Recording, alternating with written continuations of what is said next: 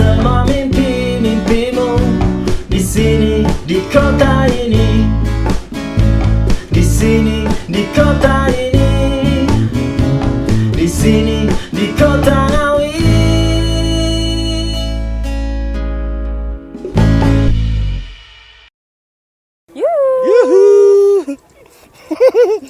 Dari Desa Kartoharjo, kita berdua. Ada saya temannya Adit. Dan saya temannya Henti Ludiana. Oblik on the road tentu saja bakal hadir pada sore hari ini. Kita bakal ngebahas apa ya? Ini memperingati HUT ke-44 IAI Jatim. IAI apaan itu?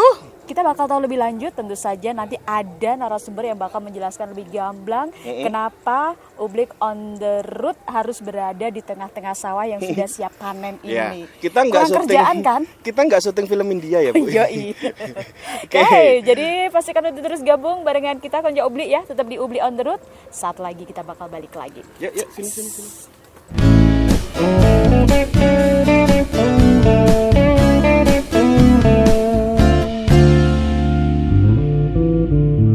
Dari, oleh, dan untuk Ngawi, satu rasa, satu hati, wujudkan semua mimpi-mimpimu di sini, di kota ini. Wujudkan semua mimpi-mimpimu di sini, di kota ini, di sini, di kota ini, di sini, di kota Ngawi.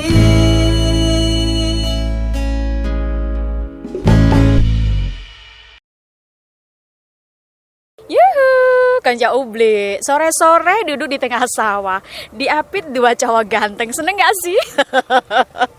Yang jelas masih barengan Oblik on the road dan saya sudah berada di antara dua orang yang berhak untuk menjelaskan apa sih IAI, apa sih maksud atau tujuan digelarnya event di tengah-tengah sawah kayak gini.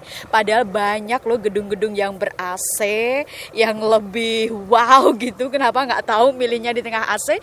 Yang jelas saya sapa dulu yang ada di sebelah kanan saya. Selamat sore Pak. Selamat sore. Iya, boleh dikenalkan namanya?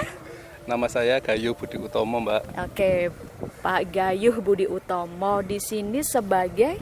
Kebetulan saat ini saya sebagai Ketua IAI Jawa Timur. Ketua IAI Jawa Timur, di mana sekaligus Ketua Panitia event ini apa bukan? Ya, mungkin yang bertanggung jawab gitu ya. Oh, yang bertanggung jawab. Ini dari tadi ganggu kita ya. Tapi kalau nggak ada ini nggak seru deh. Iya. Ini dia juga ingin tampil, Mbak. Oh, betul. Pak Gayuh. Oke. Sebelah kiri saya kayak cerdas cermat ya saya. Sebelah kiri saya ada? Saya Aldi, Mbak. Namanya. Aldi sebagai? Saya dari Atmajaya, mahasiswa Atmajaya. Di mana itu? Yogyakarta. Di Yogyakarta. Iya. Sebagai peserta event ini juga ya. Iya. Oke. Ke Pak Gayuh dulu ya. Sebelum saya ke tujuan, saya pengen tanya dulu apa sih IAI itu? Yaitu Ikatan Arsitek Indonesia. Kebetulan ini Jawa Timur. Khusus Ikatan area Arsitek Indonesia Jawa Timur. Pak Gayuh sebagai ketua di Jawa Timur ya? Betul. Di Jawa Timur. Oke. Sejak kapan ada IAI Jawa Timur itu? Sebenarnya sudah lama sih, Pak. Oh gitu. Hanya mungkin karena kita banyak melakukan event itu selama ini di kota besar Surabaya gitu. Di kota besar maksudnya nggak di sawah atau di mana maksudnya? Iya, jadi selama ini mungkin karena memang arsitek itu banyak ngumpulnya di Surabaya ya, di Surabaya atau di Malang gitu. Lebih banyak eventnya digelarnya kegiatannya ngumpul itu di ruangan atau di di ruangan. di dalam ruangan. Iya, kan biasanya kita ngadakan seminar ya, pembinaan. Jadi Ikatan Arsitek Indonesia itu kita bertanggung jawab membina arsitek yang dalam anggota kita gitu loh. Jadi sama seperti ID, Ikatan Dokter Indonesia. Itu sama. Ya, itu Ikatan Arsitek Indonesia. Jadi kita setiap tahun itu selalu ada event, Mbak. Begitu.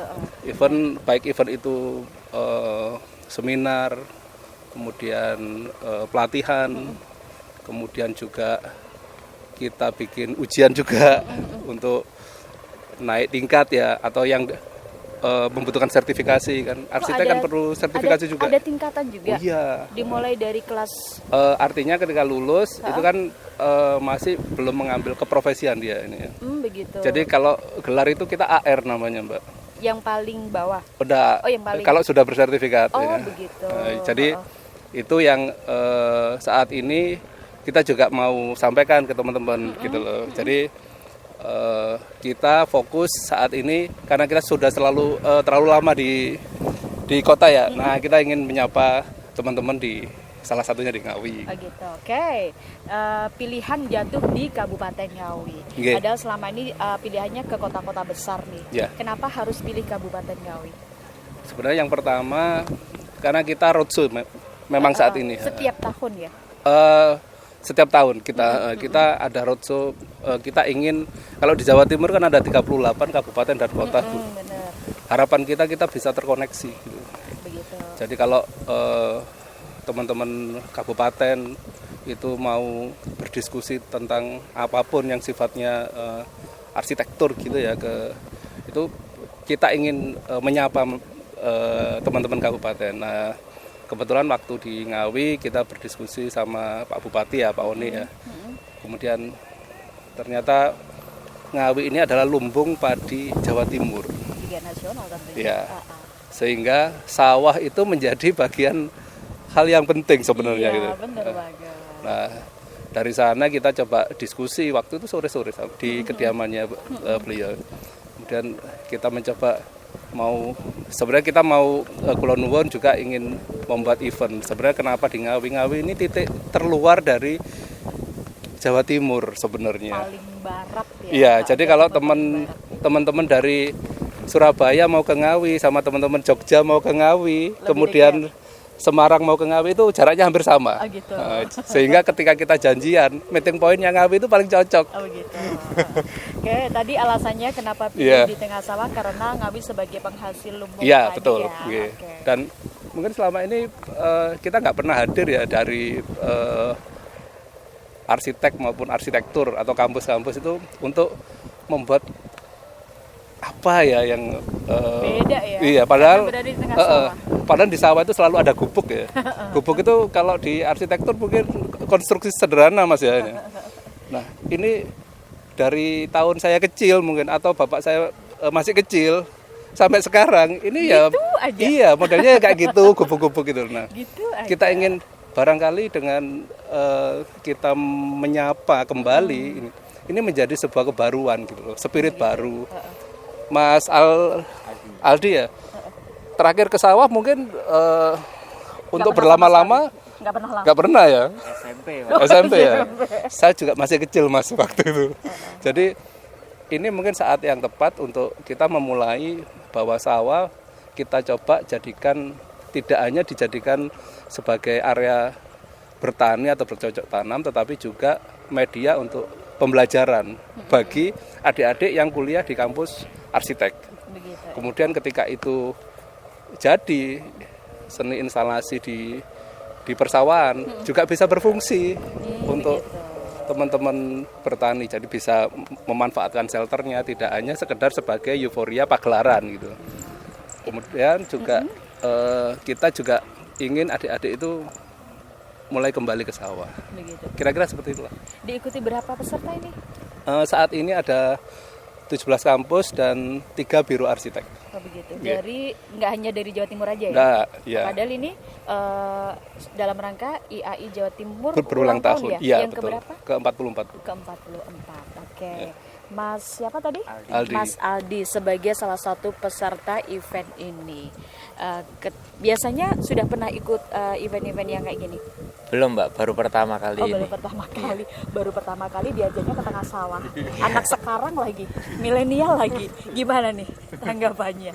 Ya pertama dikabarin ada acara pameran, terus begitu lihat dokumennya, setnya di tengah sawah, seru gitu. Jadi rasanya kayak wah pengalaman baru ini. Kayak biasanya kita bikin pameran ya di museum, di ruangan pasti gitu. di dalam ruangan. Iya,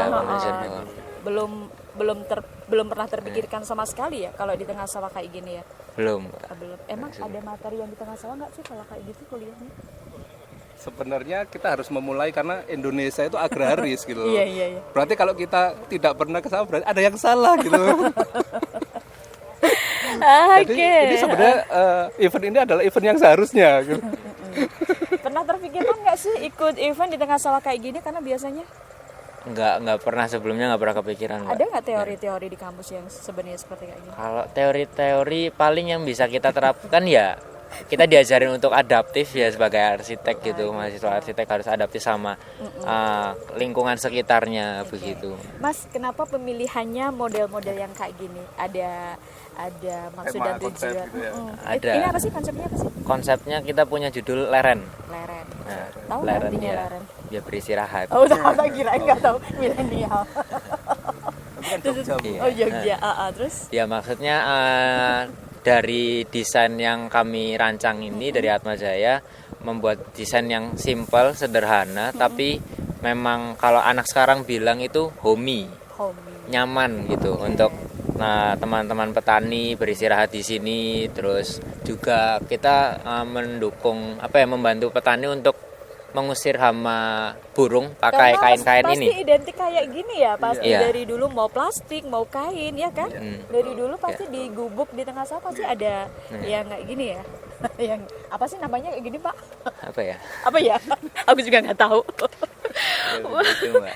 Baik, Konco Ubli, kita break dulu sesaat ya. Kita bakal balik lagi tentu saja barengan teman-teman IAI yang lain yang jadi peserta di gelaran yang mana pada episode kali ini ya, atau tahun ini digelar di tengah sawah berada di Kabupaten Ngawi. Saat lagi tentunya. Tetap di Ublik on the Road.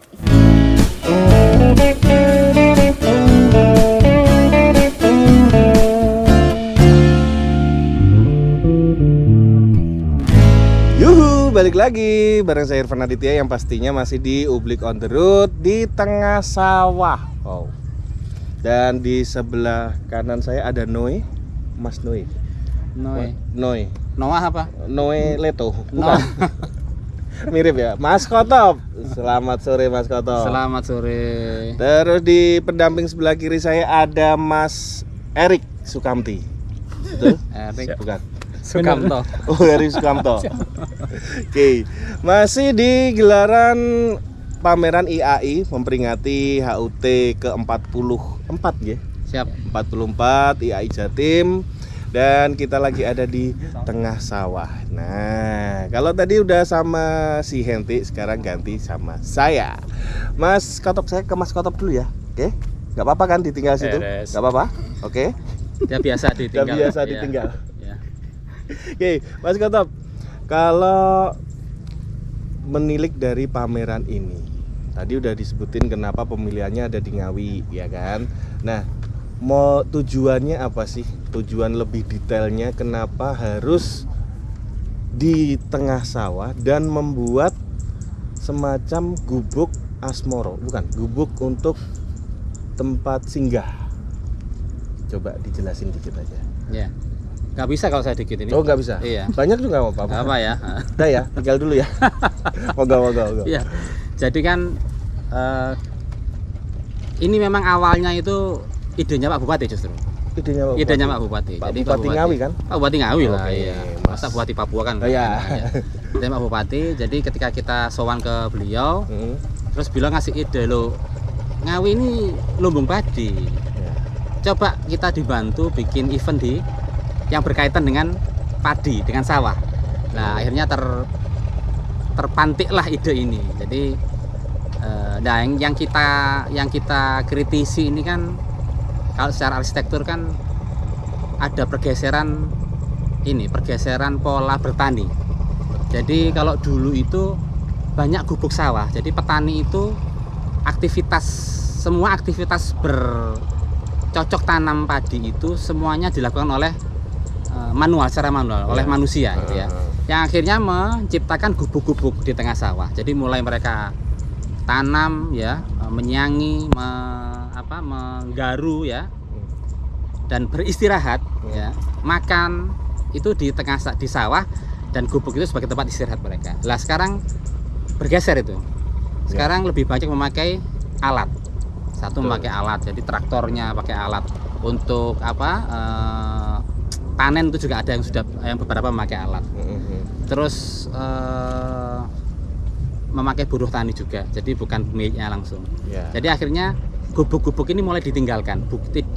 Jarang yang menggunakan gubuk sebagai tempat beristirahat. Ya, Karena aktivitas sudah berkurang, aktivitas manusianya sudah berkurang. Nah itu akhirnya, ini loh kok banyak yang hilang yang gubuk ini ya. Betul, dulu itu asik sekali gubuk itu.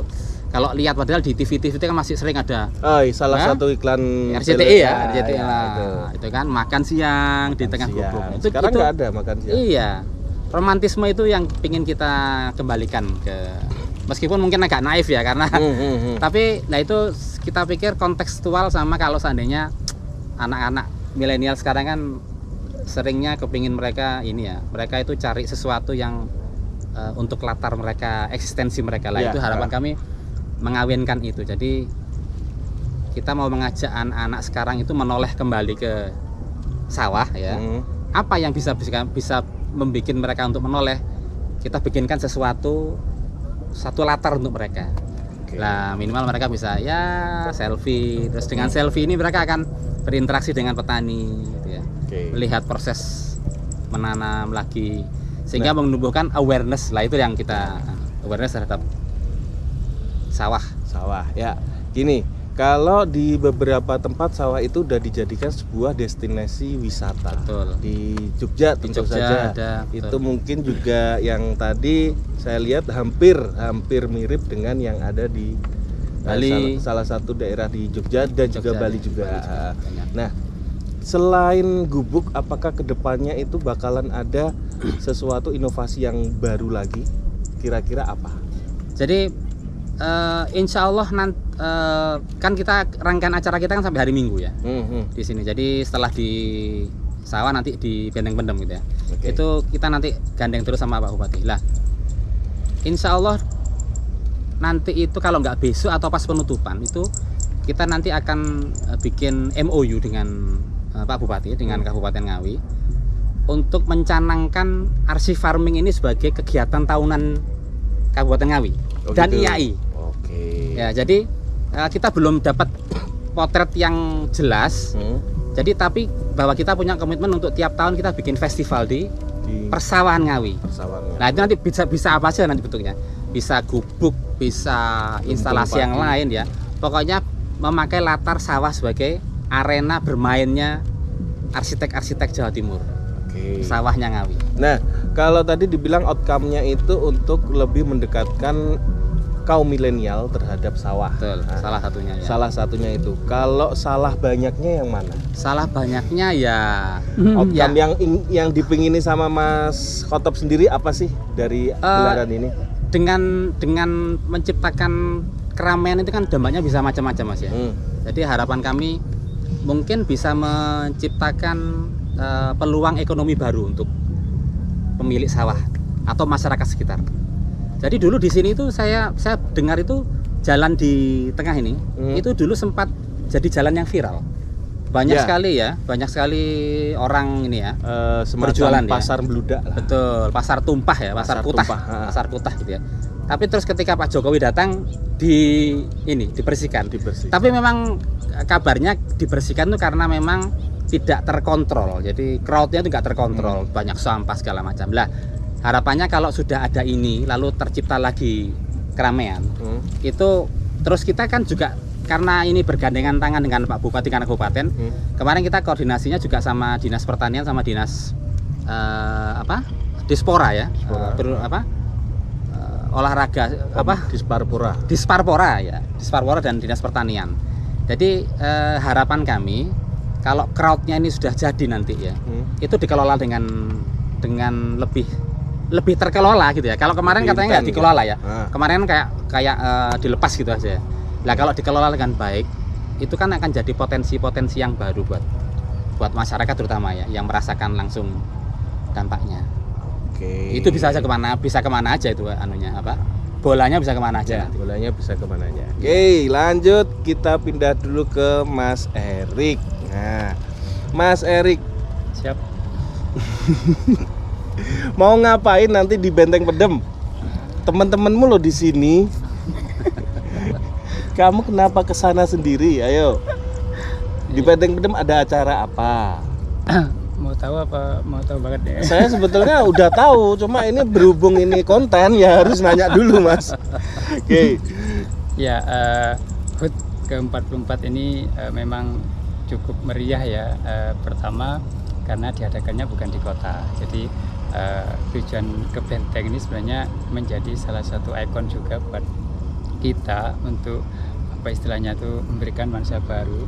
Bahasanya ulang tahun itu tidak harus di kota. Dan tempat ini sangat recommended sekali dan teman-teman sudah sepakat bahasanya itu nantinya akan menjadi kayak semacam pembelajaran juga karena Benteng itu satu ke arsitekturnya kan sangat bagus sekali ya. Jadi kita akan mengekspos itu. Kemudian kemarin Pak Ukti juga pesan bahasanya Ngawi itu ya ayo diangkat juga ke arsitekturnya. Nah ini tonggak awal kita untuk memberikan sebuah jalan baru ya bahasanya di Ngawi itu ono iki lho rek kayak gitu. Ya itu yang pertama. Kemudian yang kedua apa ya seperti biasa banyak orang yang tidak tahu bahwasanya Benteng ini sebenarnya tidak hanya di Ngawi dan yang direnovasi itu bukan hanya ini banyak. Nah ini juga tonggak awal juga kepada teman-teman di Indonesia bahwasanya nanti akan ada benteng-benteng yang lain yang akan direstorasi. Betul, gitu.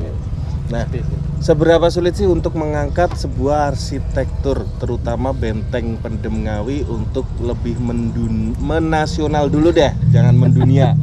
Dari sisi jenengan sebagai salah satu anggota dari IAI, Ikatan Arsitek Indonesia. Ya sebenarnya tidak sulit ya, cuma karena memang bangunan itu terbentuk bukan karena sebuah alasan, tapi latar belakang ini yang membuat kadang tidak bisa dimunculkan gitu loh. Banyak di situ yang banyak orang cerita bahwasanya banyak penindasan yang terjadi di situ. Nah itu yang sebenarnya ada sedikit banyak ini yang mau dimunculkan 43 gitu loh. Tapi terlepas dari itu, kalau dari segi arsitekturnya ini sangat luar biasa sekali gitu loh. Itu yang akan kita kedepankan. Sejarah-sejarah ini kan ya biarkan mereka yang milihnya sendiri gitu loh. Oke. Secara tidak langsung seperti itu. Nah, untuk mengajak para milenial untuk lebih menilik lagi tentang entah itu selain arsitektur Benteng Pendem Ngawi, gimana sih? Ya mungkin bisa ini ya lihat-lihat bangunan-bangunan sekitarnya juga yang memiliki satu keselarasan dengan Benteng Pendem sehingga mereka juga memiliki wawasannya. Oh ternyata di sini dulunya adalah bekas ini ya. Nah seperti itu kan banyak tuh di pinggir-pinggirnya tuh. Tidak hanya benteng, rumah-rumahnya pun juga rumah-rumah tuanya itu ada satu penjara juga. Betul. Itu. Nah itu mesti sedikit dikenalkan juga ke teman-teman milenial khususnya di Ngawi biar tidak mudah untuk terpengaruh dengan gaya-gaya arsitek baru dari luar. Bahasanya Ngawi itu juga punya style sendiri. Bukannya itu juga gaya arsitektur dari luar, dari Belanda sendiri? Iya, dari Belanda awalnya. Tapi pada saat masuk ke kita, mereka mengkonvert dengan kondisi tropis kita. Oh gitu, ya, berarti nggak pure bener-bener Holland ya? Nggak pure Netherlands ya? Basicnya sih itu, tapi pada saat masuk ke sini, wah ternyata panas sekali ya, wah ternyata hujannya kayak gini. Nah, akhirnya terkonversasi jadi Belanda jenis Indonesia. Belanda Indonesia, oke. Nah kalau untuk gelaran yang ada di Benteng Pendem, spill dikit dong. Ya kita ada 2 acara bahkan 3 acara sebenarnya. Yang pertama adalah ada pameran arsitektur. Di situ kita bekerjasama berkolaborasi dengan 3 instansi. Yang pertama dari kampus ada ada UC dari Surabaya, Ciputra, kemudian ada Petra, kemudian ada Mas Ayos ya, dari PDE Mas ya. Pusat dokumentasi. Pusat dokumentasi, kemudian dari IAI sendiri, IAI Jatim. Itu yang pertama ada pameran. Yang kedua ada talkshow dan seminar arsitektur. Seminar arsitektur. Ya, sejarah Benteng Pendem sama arsitektur Benteng Pendem. Oke. Yang pameran mulai hari apa sampai hari apa? Yang talkshow-nya nanti seminar itu hari apa? Kita buka mulai besok, acaranya besok diresmikan. Besok sampai tanggal 12 hari Minggu. Oke. 3 hari ke depan sama, mau talkshow, pameran juga sama. 3 hari ke depan. 3 hari itu ada seminar sama talk show-nya ada juga seminar, tiap talk show. hari. Oke. Terus tadi ada 3, satu lagi. Yang satu lagi ada tour. Nah ini jadi teman-teman yang mau ikutan tour nih, kita keliling-keliling dan akan diajak tour Benteng Pendem ku isinya apa ya sih? Ada di sana. Oh gitu. Iya. Ada tour guide-nya nanti. Tour guide Ini ya. baru loh. Saya orang Ngawi itu Nah, masuk udah karena lihat ini ngopi istimewanya ini event pertama Hah? setelah direstorasi. Oh ya. Kan sebelumnya kan rusak kan ya. Terus Terus setelah direstorasi itu belum ada event selain baru kita ini. Jadi makanya masih awam, banyak yang awam. Makanya kita besok ngajak arsitek restorasinya untuk jadi guide tournya, menjelaskan proses restorasinya, menjelaskan bagian-bagian dari benteng.